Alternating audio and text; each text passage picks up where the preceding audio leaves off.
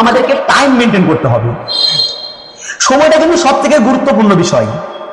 যে ব্যক্তি সময়ের গুরুত্ব দিতে জানে, সে হোক না জেনারেল পড়ুয়া অথবা মাদ্রাসা পড়ুয়া, যে সময়ের মূল্য দেয় সে কিন্তু পরবর্তীতে উপর লেভেলে চলে যায়। আর যে ব্যক্তি সময়ের মূল্য দিতে জানে না, সে কিন্তু এই 10 বছর আগেও যেরকম ছিল 10 বছর পরে কিন্তু সেরকমই থেকে যায়। ওই যে ইংলিশে একটা কথা আছে, প্রবাদ বাক্য, time and tide wait for none. সময় এবং নদীর স্রোত দুটো এমন একটি জিনিস, যে নদীর স্রোত কিন্তু কারোর জন্য থেমে থাকে না, আবার সময় কারোর জন্য থেমে থাকে না। আপনি যদি অলসতা করে যাবেন, কাটিয়ে দেন সময়, তার সময় তাও চলে যাবে।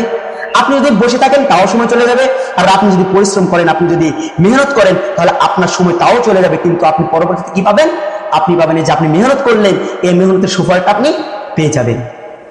তো আমার ছাত্র ভাইদের কাছে, আমার সামনে যারা অভিষ্ট ছাত্র ভাই রয়েছে, তাদের কাছে আমার একটা আকুল আবেদন, আমরা সবাই যেন সময়ের মেহনত করি এবং আমরা যেন সময় মতো কাজ করি এবং আমরা যেন নিজে আলেম হই এবং অপরকে আলেম হতে উৎসাহিত করি।